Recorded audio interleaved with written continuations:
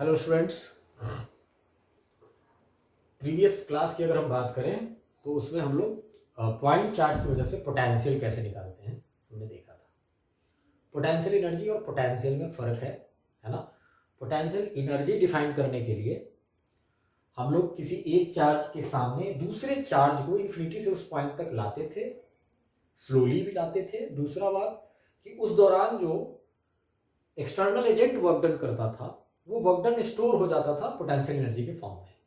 Potential की बात अगर करें, इस जैसे एक चार्ज हमने रख दिया Q, है ना, और Q के सामने एक दूसरा चार्ज यहां रख दिया Q डैश R डिस्टेंस पे। अब ये जो प्लस Q चार्ज है, सपोज मैं दोनों चार्ज पॉजिटिव ही ले रहा हूं, है ना, तो होता क्या था कि पहले से ये Q चार्ज है ना, ये किसी के इफेक्ट में नहीं था। मतलब ये चार्ज पहले सिंगली यूनिवर्स में किसी पॉइंट पे मौजूद था।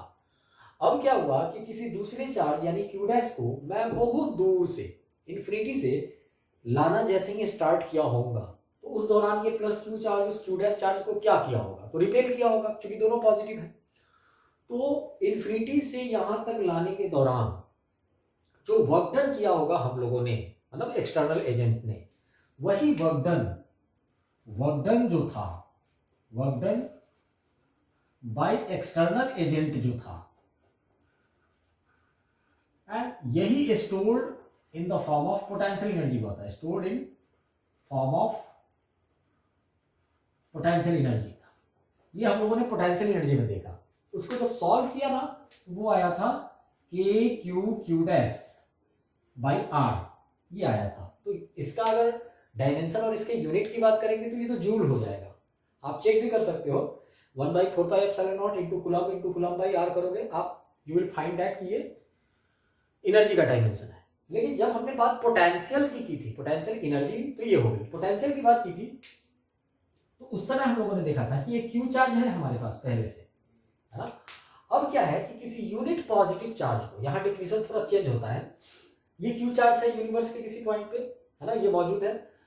अब इस चार्ज की वजह से आर डिस्टेंस पे मुझे अगर पोटेंशियल डिफाइन करना है तो पोटेंशियल का मतलब था इस चार्ज की वजह से किसी भी पॉइंट पे, यहाँ चाहे यहाँ कहीं भी, पोटेंशियल का मतलब था कि एक यूनिट पॉजिटिव चार्ज को मैं इन्फिनिटी से उस पॉइंट पे स्लोली लाऊं।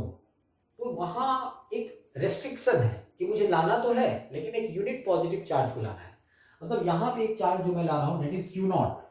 अब इसमें क्या है, इस Q0 चार्ज में जो है मैग्नीट्यूड है 1 का लेकिन कोई यूनिट नहीं है, मैग्नीट्यूड है 1 का लेकिन कोई यूनिट नहीं है।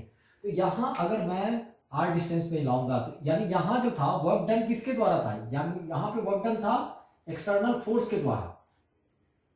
एक्सटर्नल एजेंट का मतलब F एक्सटर्नल वेक्टर का वर्क डन था, और F एक्सटर्नल वेक्टर किसके बराबर था, तो F एक्सटर्नल वेक्टर था negative of F electric force के बराबर, है ना। ये हमने बताया था क्योंकि इलेक्ट्रिक फोर्स जिधर लगेगा उसके जस्ट अपोजिट में आपको एक्सटर्नल फोर्स लगाना होगा, अपोजिट में, डायरेक्शन चूंकि अपोजिट है इसलिए मैंने नेगेटिव लिख दिया, है ना। यहाँ पे जो आपको वर्क डन करना है वो वर्क डन करना है फील्ड के अपोजिट। किसके अपोजिट, फील्ड के। यहाँ पे फोर्स के अपोजिट वर्क डन करना था, यहाँ पे आपको फील्ड के अपोजिट वर्क डन करना है। यानी यहाँ पे आपको निकालना है, यहाँ पे वर्क डन बाई जैसे एक्सटर्नल फोर्स था इस केस में, तो यहाँ पे work done by external field, तो एक्सटर्नल फील्ड के अपोजिट फील्ड का मतलब माइनस ई का वर्क डन है। इस केस में किसका वर्क डन है, माइनस ऑफ इलेक्ट्रिक फील्ड का वर्क डन है। जैसे इस पोटेंशियल एनर्जी को डिफाइन करने के केस में एक्सटर्नल फोर्स का वर्क डन है, वो external force negative of electric force that was conservative force था, उसके वर्क डन के बराबर हमने काम किया था। यहाँ पे हम लोगों को नेगेटिव ऑफ इलेक्ट्रिक फील्ड का वर्क डन करना है, तो नेगेटिव ऑफ इलेक्ट्रिक फील्ड का वर्क डन यानी ई डॉट डी आर निकालना है। बेसिकली क्या निकालना है मुझे, minus of E dot D R निकालना था, यही यहाँ फर्क है। यहाँ पे जब हमने सॉल्व किया था तो ये तो U था पोटेंशियल एनर्जी, यहाँ पे हमने निकाला था V that is K Q0 by R, और ये Q0 चूंकि 1 हो गया था, मैग्नीट्यूड 1 हो जाने के कारण ही, क्योंकि चार्ज से इलेक्ट्रिक फील्ड में मल्टीप्लाई होता है तभी फोर्स बनता है, डायमेंशनली भी अगर हम लोग देखें तो ये जैसे ही Q0 का मैग्नीट्यूड 1 होगा it will become KQ by R, it will become KQ by R। तो पोटेंशियल किसी भी पॉइंट चार्ज के कारण r डिस्टेंस पे पोटेंशियल क्या होता है, KQ बाई R। ये सॉल्व होके कैसे आया था, तो प्रीवियस क्लास में मैंने पूरा सॉल्यूशन भी आपको सॉल्व करके दिखा दिया था कि नेगेटिव ऑफ इलेक्ट्रिक फील्ड का work done, negative of electric field का वर्क डन, है ना। इसको मैं अरेंज करके लिख देता हूं। किसी भी चार्ज या चार्ज डिस्ट्रीब्यूशन की वजह से दो पॉइंट के बीच पोटेंशियल डिफरेंस कैसे निकालते हैं उस एक्सप्रेशन को मैं लिख देता हूं।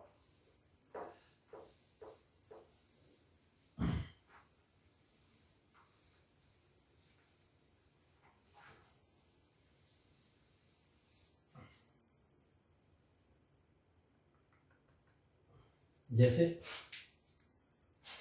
किसी भी चार्ज या चार्ज डिस्ट्रीब्यूशन के कारण, अभी जो मैं लिखने जा रहा हूं that is the general definition of potential difference between two points. जैसे मान लो ये दो पॉइंट है ए और एक पॉइंट है यहाँ बी, है ना। यहाँ का पोटेंशियल है वी ए और यहाँ का पोटेंशियल है वी बी, ठीक है ना। और इस स्पेस में ये जो दो पॉइंट्स है उस स्पेस में कुछ इलेक्ट्रिक फील्ड है, कांस्टेंट है, वेरिएबल है, that is a different thing. यहाँ पे अलग है, यहाँ पे अलग है, यहाँ पे अलग है, यहाँ पे अलग है। मतलब इस ये जो दोनों पॉइंट्स हैं वो एक ऐसे रीजन में है जिस रीजन में इलेक्ट्रिक फील्ड लाइंस मौजूद है। मैंने मान लिया अपने मन से। अब वो इलेक्ट्रिक फील्ड लाइन किसकी वजह से है, that is a different thing. वो इलेक्ट्रिक फील्ड लाइन किसी पॉइंट चार्ज की वजह से भी हो सकता है, वो इलेक्ट्रिक फील्ड लाइन किसी चार्ज डिस्ट्रीब्यूशन की भी वजह से हो सकता है, किसी के भी वजह से हो सकता है। इन दोनों पॉइंट्स के बीच का potential difference VA minus VB, VA minus VB is written as, VA minus VB is written as negative of integration of E dot dr, E dot dr। और लिमिट कहां से कहां तक, तो लिमिट B से A तक, limit B से A तक। This is the general definition, this is the general definition of potential difference between two points. VA minus VB is equal to minus of integration of E dot dr। और यही चीज उस दिन हम लोगों ने डिराइव भी किया था। जैसे पॉइंट चार्ज की वजह से मैं होमवर्क दे रहा हूं, चेक इट फॉर, ये होमवर्क अभी ही ले लो आप, चेक इट फॉर, ये मैंने किया हुआ है आपको प्रीवियस क्लास का लास्ट पॉइंट, लास्ट जो लेक्चर का जो लास्ट 5 मिनट है उसको आप देखेंगे तो आपको समझ में आएगा। लेकिन आप एक बार रिवाइज भी करना। मैं एक होमवर्क दे रहा हूं, check it for point charge, point मतलब पॉइंट चार्ज के लिए आप इसे चेक करना, चेक करके देखना कि दो पॉइंट्स के बीच में पोटेंशियल डिफरेंस निकालना, सॉल्व करना उसे। जैसे कोई पॉइंट ले लेना, एक पॉइंट चार्ज रख देना, r डिस्टेंस पे A ले लेना, 2r डिस्टेंस पे B ले लेना, VA माइनस VB निकाल के देखना सॉल्व करके, या B को इन्फिनिटी ले लेना, A को r डिस्टेंस पे ले लेना, फिर देखना। कोई भी दो पॉइंट आप कंफर्टेबल उठा करके चेक कर सकते हो या चेक करना। अब देखिए हम लोग एक फॉर्मूला जान चुके हैं पोटेंशियल का, क्या, तो फॉर पॉइंट चार्ज। सबसे पहले हम लोग फॉर पॉइंट चार्ज की बात करें, फॉर पॉइंट चार्ज, है ना, Q डिस्टेंस से, Q चार्ज की वजह से, सॉरी Q चार्ज की वजह से R डिस्टेंस पे, है ना, अगर पोटेंशियल निकालना पड़ा तो V is KQ by R। ये फॉर्मूला हम लोग जान चुके हैं, है ना, potential at A distance R from A point charge. अच्छा, अगर R को मैं 0 कर दूं तो R 0 का मतलब वो पॉइंट जहां ये चार्ज खुद मौजूद है ना। तो ये चार्ज जहां भी है वहां का खुद का R क्या होगा, 0 होगा। तो अगर आप R 0 करते हैं तो KQ बाई 0, KQ बाई 0 मतलब अनडिफाइंड, यानी potential is not defined at the location of a point charge due to the point charge. मतलब एक पॉइंट चार्ज की वजह से उसके खुद के पॉइंट पे पोटेंशियल डिफाइन नहीं होता है। अच्छा, एक चीज और, R अगर बहुत ज्यादा लेंगे, जैसे R इन्फिनिटी ले लूं मैं, तो KQ by infinity, KQ by infinity it will tend to 0, मतलब ये 0 को टच करेगा। का मतलब होता है कि बहुत दूर जाने से पोटेंशियल क्या हो जाएगा, डिक्रीज कर जाएगा। लेकिन यही चार्ज जरा देखना, गौर करना, ये चार्ज अगर नेगेटिव होता ना तो स्टेटमेंट को थोड़ा बदलना पड़ता हम लोगों को। जैसे ये पॉजिटिव चार्ज था तो पॉजिटिव चार्ज के कारण R डिस्टेंस पे पोटेंशियल तो पॉजिटिव होगा, लेकिन यही चार्ज नेगेटिव हो जाता। जैसे मैं एक नेगेटिव चार्ज ले लूं, माइनस Q के कारण R डिस्टेंस पे पोटेंशियल, ये P पॉइंट पे तो VP आ गया। ये अगर ये फिर से दूसरा पॉइंट है P, तो VP इज इक्वल टू, अब लिखेंगे K minus Q by R, क्योंकि जिस चार्ज की वजह से हम पोटेंशियल निकालना है वो चार्ज क्या हो गया है, नेगेटिव, तो K minus Q by R, so it is minus KQ by R, minus KQ by R। तो देखिए इन दोनों के वेरिएशन में एक फर्क है। क्या फर्क है, तो जैसे जैसे R बढ़ेगा, ऊपर वाले केस में जब चार्ज पॉजिटिव है तो हम कह सकते हैं कि जैसे जैसे R बढ़ेगा, है ना, KQ बाई R घटेगा, KQ बाई R घटेगा, यानी R बढ़ने पे यहाँ पोटेंशियल क्या होगा, डिक्रीज करेगा। जब चार्ज पॉजिटिव होगा, लेकिन जब चार्ज नेगेटिव होगा ना तो आर बढ़ने पे के क्यू बाई आर तो घटेगा, लेकिन उसके पीछे नेगेटिव लगा हुआ है। ये थोड़ा ध्यान देने वाली बात है। नेगेटिव में कोई चीज घट रहा है, यानी ओवरऑल अगर बात करें तो वो बढ़ रहा है। जैसे कोई चीज पहले -5 है, फिर -5 से -4 बन जा रहा है, तो आपसे पूछा जाए कि वो इंक्रीज कर रहा है कि डिक्रीज कर रहा है, तो वो इंक्रीज कर रहा है, क्योंकि उसका मैग्नीट्यूड, चलो ठीक है, उसका मैग्नीट्यूड तो घट रहा है, लेकिन पीछे नेगेटिव लगा हुआ है, इसलिए वो ओवरऑल की बात करें तो बढ़ रहा है। अच्छा, कोई चीज 5 से 4 हो रहा है तो वो डिक्रीज हो रहा है, लेकिन कोई चीज -5 से -4 हो रहा है तो वो इंक्रीज हो रहा है। बहुत छोटी सी बात है। तो यहाँ वेरिएशंस पे थोड़ा सा गौर करने वाली बात है, यानी पोटेंशियल के वेरिएशन की अगर हम बात करेंगे तो हमें ये जरूर देखना होगा कि हमारा जो चार्ज है या चार्ज डिस्ट्रीब्यूशन है वो कैसा है, वो पॉजिटिव है या निगेटिव है ना। अकॉर्डिंगली हम जवाब देंगे।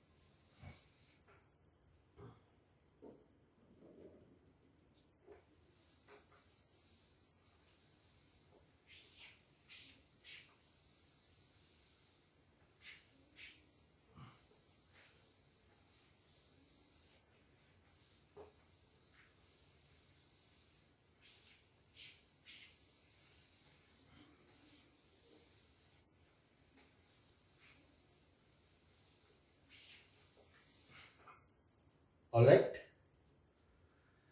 तो अगर हम बात करें, हमने इलेक्ट्रिक फील्ड भी देखा था पॉइंट चार्ज की वजह से, है ना। जैसे क्यू चार्ज की वजह से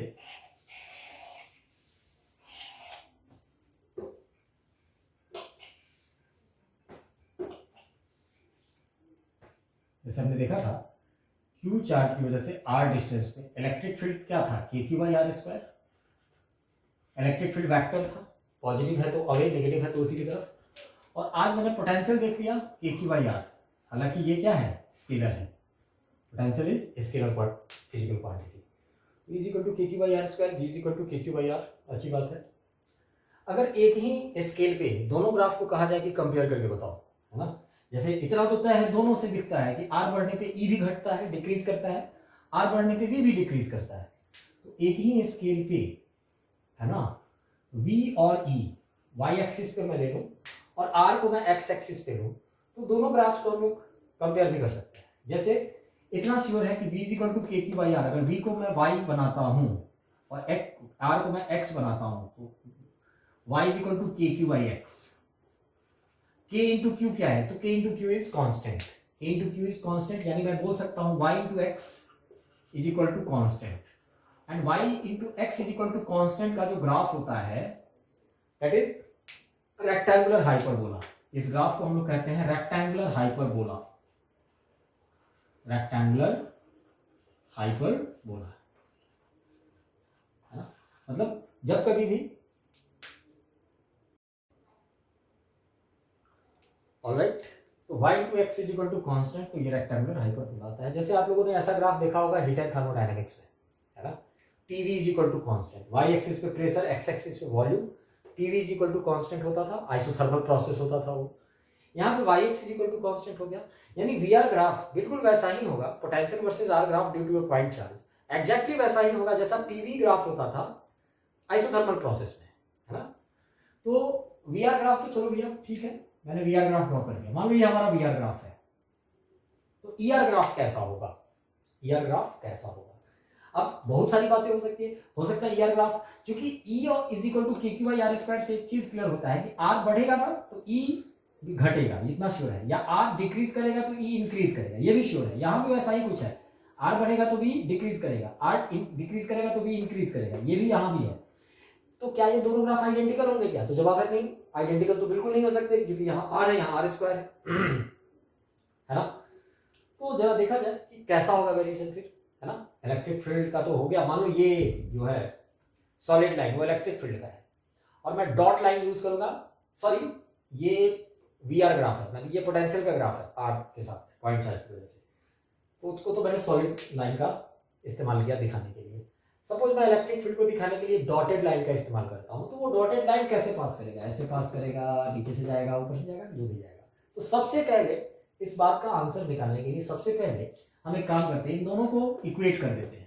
इक्वेट करने से एक फायदा ये होगा, इक्वेट करने से वो पॉइंट का पता चल जाएगा जहां पे ये दोनों ग्राफ कट करेंगे। क्या करेंगे, कट करेंगे। अगर मैं ई और वी को, क्योंकि आर तो सेम ही है दोनों का, दोनों के लिए आर एक ही स्केल है, एक्स एक्सिस, तो जब मैं दोनों को इक्वेट करूंगा तो we will find the point on the curve, है ना, जहां पे ई और वी का मैग्नीट्यूड सेम हो जाएगा।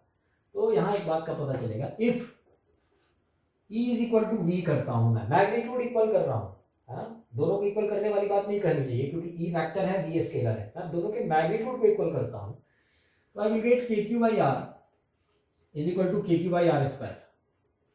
सो के क्यू कैंसिल, आर से r cancel, that is r is equal to 1। मतलब आर 1 पे जिस भी स्केल में बात कर रहे हैं उस स्केल की यूनिटी पे दोनों का क्या हो जाएगा, मैग्नीट्यूड सेम। मान लो आर इज इक्वल टू 1 यहाँ कहीं है, यही है हमारा आर इज इक्वल टू 1, तो इसके कॉरेस्पॉन्डिंग जब मैं वी आर ग्राफ पे जाऊंगा तो यही वो पॉइंट है जहां पे ये दोनों क्या करेंगे, कट करेंगे, दोनों ग्राफ्स एक दूसरे को इंटरसेक्ट करेंगे।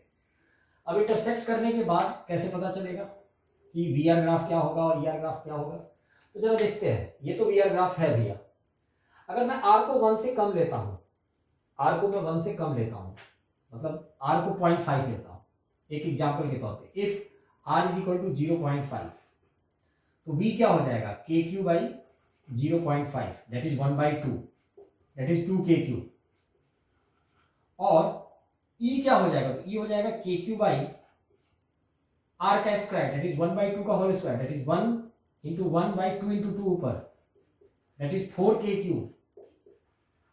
मतलब समझ रहे हैं आप, मतलब ये है कि r को जब 1 से मैं कम एक वैल्यू 0.5 लेता हूं ना, तो for the same value of r v is less and e is greater, e जो है वो ज्यादा है। अच्छा एक और चीज, r को 1 से थोड़ा ज्यादा लो, 1 पे तो दोनों सेम हो गए हैं, r को इफ, एक चीज और मैं यहीं पे कर रहा हूं, if r is equal to 2, v हो जाएगा के क्यू बाई 2, है ना, और e हो जाएगा के क्यू बाई 2 का स्क्वायर 4। मतलब r को जैसे ही मैं 1 से ज्यादा लेता हूं, value of electric field is less and value of potential is greater. लेकिन r को जब मैं कम लेता हूं ना, तो value of potential is less but electric field is greater, क्योंकि डिनोमिनेटर में r और r स्क्वायर है मौजूद, इसलिए r जब 1 से कम तो e ज्यादा, v कम, लेकिन r जब 1 से ज्यादा तो e खुद कम हो जा रहा है और v ज्यादा ही रह रहा है।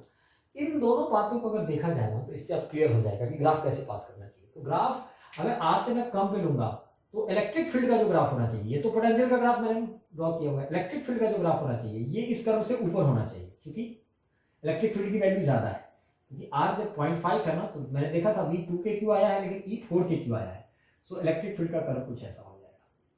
पास तो यहां से करना ही है इसको, क्योंकि ये दोनों कॉमन पॉइंट है, r इज इक्वल टू 1।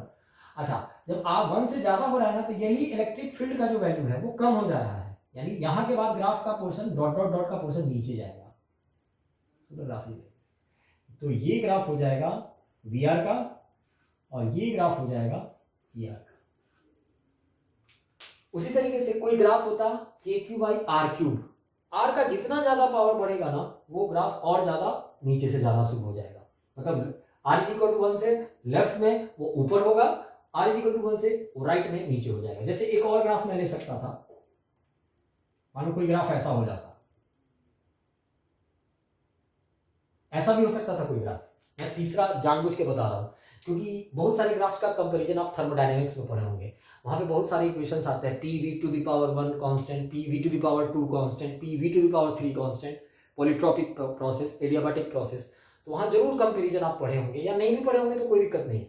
मैं इसीलिए यहाँ पे स्लोप ऑफ द टेंजेंट को बिना बताए टेक्निक से समझा देता हूं ताकि ऑब्जेक्टिव आंसर जल्दी से आप निकाल पाओ। जैसे मान लीजिए ये ग्राफ है वी आर का, ये के क्यू बाई आर का ग्राफ है, v इज इक्वल टू के क्यू बाई आर का ग्राफ है ये ग्राफ, तो ये r इज इक्वल टू 1 से लेफ्ट में और ज्यादा y एक्सिस की तरफ है, ठीक है ना।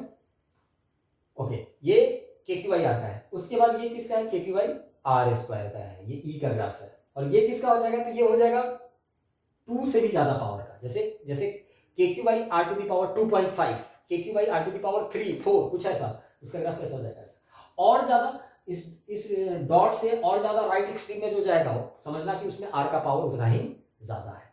अच्छा, जिसमें आर का पावर जितना ही ज्यादा होगा वो आर इज इक्वल टू 1 के बाद उतना ही नीचे से जाएगा, उतना ही नीचे से भी पास करेगा। ठीक है ना, तो ये फंडा है यहाँ, ये हिट एंड ट्रायल से मैंने आपको समझा दिया।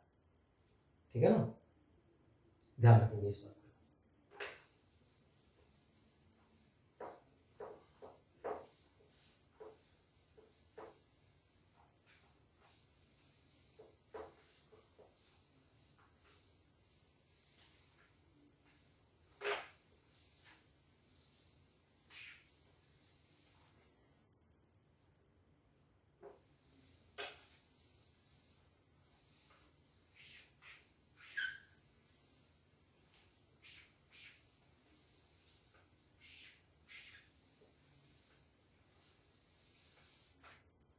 ऑलराइट,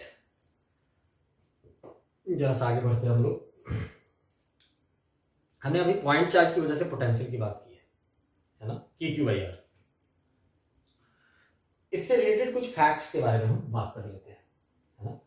जैसे किसी भी पॉइंट चार्ज के कारण, किसी प्लस क्यू चार्ज के कारण और किसी माइनस क्यू चार्ज के कारण, पॉइंट चार्ज के कारण, जरा सा देखते हैं इलेक्ट्रिक फील्ड लाइंस इधर की तरफ होता है। तो इलेक्ट्रिक फील्ड लाइंस की अगर बात करें तो वो ऐसा कुछ होता है। पॉइंट चार्ज पॉजिटिव से निकलता है ना, ये इलेक्ट्रिक फील्ड लाइंस का पैटर्न है। यहां पे अगर हम बात करें तो टर्मिनेट करता है, नेगेटिव चार्ज पे इलेक्ट्रिक फील्ड लाइंस क्या करती हैं, टर्मिनेट करती है। मान लीजिए 2 पॉइंट ए और बी की मैं बात करता हूँ, यहाँ पे एक पॉइंट है ए, यहाँ पे एक पॉइंट है बी। उसी तरीके से यहाँ भी मैं एक बात करता हूँ, यहाँ पे एक पॉइंट है सी, यहाँ एक पॉइंट है डी। इतना श्योर है यहाँ से, जैसे इसको मैं कह रहा हूँ आर ए, यहाँ का डिस्टेंस, और इस डिस्टेंस को मैं कह रहा हूँ आर बी। अगर मैं यहाँ का पोटेंशियल इस फिगर के लिए वी ए निकालूंगा तो वी ए क्या हो जाएगा, के क्यू बाई आर ए, और वी बी क्या हो जाएगा, k Q by R B. के क्यू बाई आर ए, के क्यू बाई आर बी। अच्छा, एक चीज यहां से क्लियर हो रहा है क्या, जहां आर ए चूंकि कम है ना आर बी से, यहां हम लोग बोल सकते हैं कि as r A is less than r B which implies V A is greater than V B. मतलब पॉइंट ए पे जो पोटेंशियल होगा वो पॉइंट बी के पोटेंशियल से क्या होगा, ज्यादा होगा, प्लस क्यू चार्ज की वजह से। पता है क्यों ज्यादा होगा, क्योंकि वी ए पे के Q by r A, k positive q positive, r A कम तो वी ए ज्यादा, आर बी ज्यादा तो वी बी कम। So V A minus V B positive होगा, इसका मतलब V A greater than V B होगा। लेकिन यहां पे देखो जरा, अगर वी सी की बात करें तो ये आर सी हो जाएगा और ये आर डी हो जाएगा। मान लीजिए ये अलग फिगर है ना। वी सी हो जाएगा k minus q by are C, और वी डी हो जाएगा k minus q by are D, है ना, हम लोग बोल सकते हैं। यानी सी पॉइंट पे जो पोटेंशियल होगा वो निगेटिव होगा। कितना होगा, तो माइनस के क्यू बाई आर सी होगा, एंड यहाँ पे पोटेंशियल माइनस के क्यू बाई आर डी होगा। अगर अब मैं आपसे पूछूं कि कहाँ का पोटेंशियल ज्यादा होगा और कहाँ का पोटेंशियल कम होगा, तो ये जस्ट उल्टा सिचुएशन है इधर, क्योंकि यहाँ चार्ज क्या है, नेगेटिव है। चार्ज क्या है, नेगेटिव है। जैसे मैं कहूँ के क्यू बाई आर सी, तो के क्यू बाई आर सी बेशक ज्यादा होगा, माइनस की बात अभी मैं इग्नोर कर रहा हूँ। K Q by are C magnitude wise ज्यादा क्यों होगा, क्योंकि आर सी कम है, डिस्टेंस कम है, डिनोमिनेटर में कोई चीज कम है, न्यूमरेटर दोनों का फिक्स है, लेकिन आर सी चूंकि लेस देन आर डी है, इसलिए मैं कह सकता हूं कि K Q by are C will be greater than K Q by are D. But उसके पीछे के साइन की अगर मैं बात करूं तो निगेटिव, और यहाँ भी निगेटिव, मतलब निगेटिव में कोई चीज ज्यादा है, यानी वो ओवरऑल कम है, यानी VC कम है और VD ज्यादा है। यहाँ पे क्या कंक्लूजन निकलता है, तो यहाँ कंक्लूजन निकलता है कि VD is greater then VC। अब देखो यहाँ क्या था, A फर्स्ट फिगर में देखो तो A जो था वो नजदीक का पॉइंट था, उसकी दूरी चार्ज से कम थी, लेकिन B की दूरी चार्ज से ज्यादा थी, इसलिए A का पोटेंशियल ज्यादा था, B का पोटेंशियल कम था। वजह क्या थी, चार्ज पॉजिटिव था। लेकिन यहाँ पे उल्टा हो, यहाँ पे जिसका डिस्टेंस ज्यादा है ना वहां का पोटेंशियल ज्यादा है, और जिसका डिस्टेंस कम है वहां का पोटेंशियल कम है। कारण क्योंकि यहाँ नेगेटिव लगा हुआ है। सो VD is greater then VC। है ना, डी और सी। मतलब किसी नेगेटिव चार्ज से जितना ज्यादा दूर कोई पॉइंट होगा वहां का पोटेंशियल ज्यादा होगा, और जितना नजदीक कोई पॉइंट होगा वहां का पोटेंशियल कम होगा। लेकिन किसी पॉजिटिव चार्ज की वजह से जो पॉइंट जितना ज्यादा दूर होगा वहां का पोटेंशियल उतना ही कम होगा। इन सारी बातों से हम एक कंक्लूजन निकाल सकते हैं। कंक्लूजन क्या निकाल सकते हैं? तो अगर आप ए से बी की तरफ चलो तो हमारे इलेक्ट्रिक फील्ड लाइंस की टेंडेंसी, फिगर 1 पे कॉन्सेंट्रेट करना, ए से बी की अगर तरफ चलो तो इलेक्ट्रिक फील्ड लाइंस की टेंडेंसी ए से बी की तरफ जाने की है ना, क्योंकि इलेक्ट्रिक फील्ड लाइंस अवे भाग रही है, मतलब दूर के पॉइंट्स की तरफ उनका एरो है। यानी हम कह सकते हैं कि इलेक्ट्रिक फील्ड का डायरेक्शन जो होता है वो हमेशा डिक्रीजिंग पोटेंशियल की तरफ होता है, ये हम कह सकते हैं। मतलब from this to situation we can draw a conclusion, एक कंक्लूजन हम लोग ड्रॉ कर सकते हैं कि इलेक्ट्रिक फील्ड का जो डायरेक्शन होता है वो हमेशा डिक्रीजिंग पोटेंशियल की तरफ होता है। किधर की तरफ होता है? डिक्रीजिंग पोटेंशियल की तरफ होता है। क्यों? क्योंकि ए पे पोटेंशियल ज्यादा है, बी पे पोटेंशियल कम है, यहां हमने देखा। और इलेक्ट्रिक फील्ड लाइंस को भी जो टेंडेंसी है वो ए से बी की तरफ जाने की है, यानी नजदीक से दूर भागने की टेंडेंसी है। यहां भी जस्ट वही केस है, यहां भी डी का पोटेंशियल ज्यादा है सी से। तो अगर इलेक्ट्रिक फील्ड लाइंस की बात करो तो यहाँ पे ये चूंकि नेगेटिव चार्ज है इसलिए यहाँ पे इलेक्ट्रिक फील्ड लाइंस दूर से कहीं आ रही हैं और हमारे नेगेटिव चार्ज पे टर्मिनेट कर रही हैं। मतलब यहाँ भी वही बात ट्रू है, यहाँ भी वही बात ट्रू है क्या, कि इलेक्ट्रिक फील्ड का जो डायरेक्शन होता है उसकी जो टेंडेंसी होती है वो डिक्रीजिंग पोटेंशियल की तरफ होती है, यानी डी से सी की तरफ आने की है, नजदीक आने की है। इसीलिए दूर के पॉइंट पे पोटेंशियल ज्यादा है ना, और नियर पॉइंट पे पोटेंशियल कम है। So we can draw a conclusion that field electric field E has direction towards decreasing potential,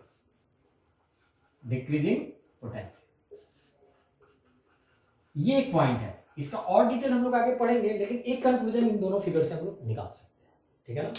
दूसरी चीज कि अब बात आती है कि किस डायरेक्शन में डिक्रीज करेगा। तो डिक्रीजिंग डायरेक्शन, डिक्रीजिंग पोटेंशियल के डायरेक्शन में फील्ड होता है तो डिक्रीजिंग पोटेंशियल के न जाने बहुत सारे ऑप्शंस हो सकते हैं। जैसे किसी पॉइंट पे, एक पॉइंट से दूसरे पॉइंट तक पोटेंशियल के डिक्रीज करने के बहुत सारे तरीके हो सकते हैं, है ना। जैसे ये पॉइंट है, इस पॉइंट से दूसरे बहुत सारे पॉइंट्स की तरफ पोटेंशियल डिक्रीज करेंगे। अब मैं कहूंगा कि यहाँ पे फील्ड किधर की तरफ होगा, तो इतना तय है कि डिक्रीजिंग पोटेंशियल की तरफ होगा। लेकिन अगर बहुत सारे रास्तों के अलोंग, बहुत सारे डायरेक्शंस के अलोंग पोटेंशियल डिक्रीज कर रहा होगा, तब हम लोग डायलेमा में आ जाएंगे, क्योंकि फील्ड का डायरेक्शन तो यूनिक होगा। फिर हम लोग चेक करते हैं और भी मेथड से, जो कि हम लोग आगे पढ़ेंगे। लेकिन एक कंक्लूजन हम लोग जरूर ड्रॉ कर सकते हैं कि E has direction towards decreasing potential. किसी भी पॉइंट पे, है ना, किसी भी चार्ज या चार्ज डिस्ट्रीब्यूशन की वजह से अगर इलेक्ट्रिक फील्ड स्पेस में एग्जिस्ट करता हो तो किसी भी पॉइंट पे फील्ड का डायरेक्शन हमेशा पोटेंशियल डिक्रीज करने वाले रास्ते की तरफ होगा। किधर होगा ये एग्जैक्टली बाद में देखेंगे। Alright, thank you.